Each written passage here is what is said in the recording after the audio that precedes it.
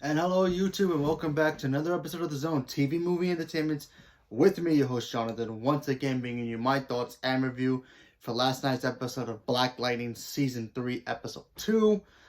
Wow, this is a very good episode, and I really liked it a lot. And there was some stuff in here that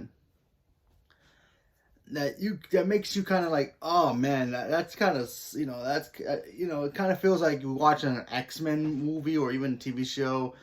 The government doesn't really trust the metas and all this and that, and then they bring in martial law, and they have the police who they try to do their job to protect the city as much as they can, and when they have the government coming in making martial law and putting them in the back corner, it makes the cops feel so small, and helpless. They can't even help their own people or even their own families at this point. So we all know Jefferson's friend, who's the chief of police.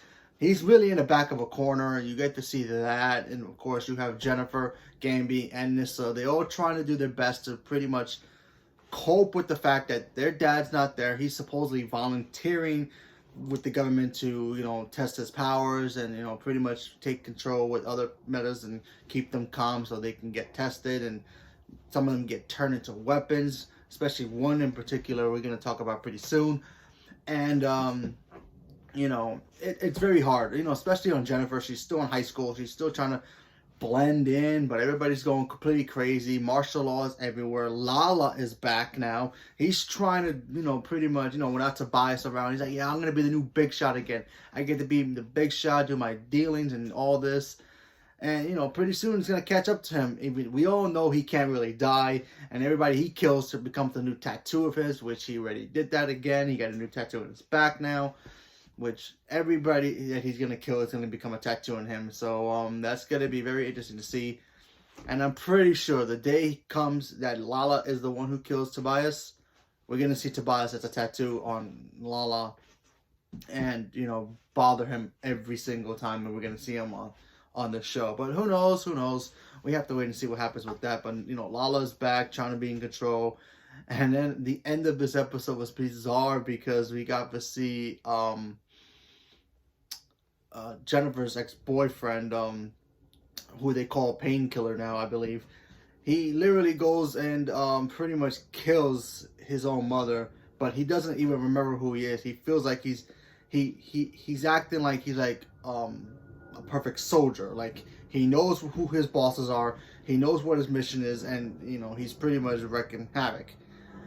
How long is he gonna be like that? Who knows? Maybe the whole season he's gonna be like that. Because the last time we saw him, he got his spine ripped. He died. They brought him back, and now he's working with the government now as like there's zombie like cyborg thing. I'm pretty sure Jennifer's gonna be the one who snap him out of it, and he's gonna remember her, and probably at the first time he's gonna try to kill her and remember her, that's his girl, and he'll snap out of it eventually.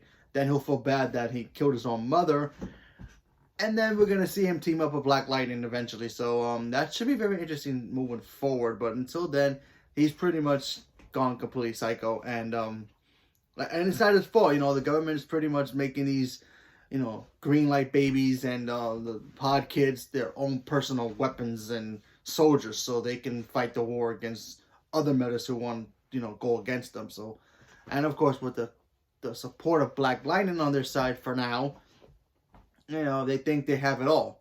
I mean, obviously Jefferson's gonna have to get out of there eventually. He might have to team up with Tobias, and expose his identity. But hey, maybe that's a risk he's willing to take.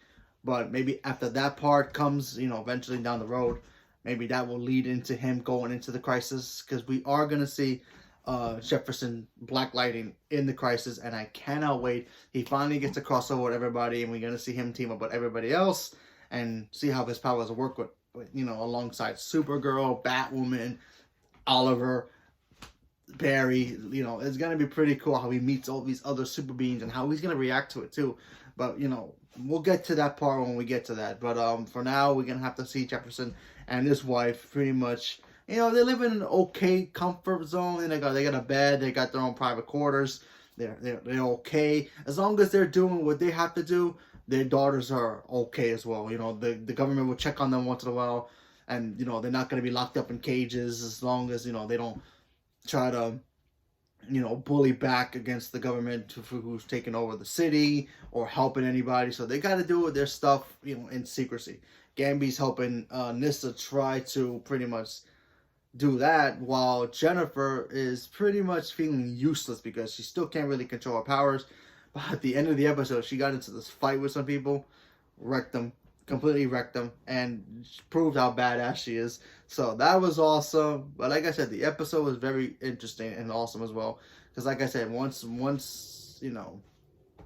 like I said before, it felt like an X-Men show or even movie where the government's finally putting martial law against all the mutants and they want to lock them up. That's how this episode felt. It felt like the government's here. They're putting martial law against anybody who opposes them.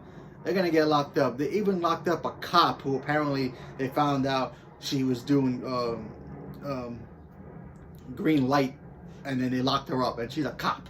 They literally locked her up in front of her own squad, and then like, wait, what? And the cops can't do anything. So I thought that was very cool. It really put the fear on everybody in the town. Like, these guys ain't messing. So obviously at the end of it, they're all gonna rebel eventually. Maybe Jefferson's friend, the cop, maybe he'll die, but who knows? We have to wait and see what happens moving forward. But I thought the episode was very good and a very powerful episode. So leave me a comment below. Let me know what you guys thought about the episode. What do you think is gonna happen moving forward?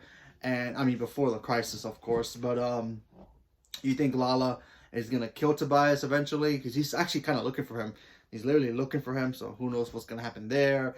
Maybe Jefferson's gonna have to team up with Tobias to get out of there, because he can't really take it anymore. But let's see what happens. So leave me a comment below. Let me know what you guys thought. Subscribe if you haven't subscribed. Tap the little bell for notifications. Stay tuned for more. And thank you very much, and have a good day.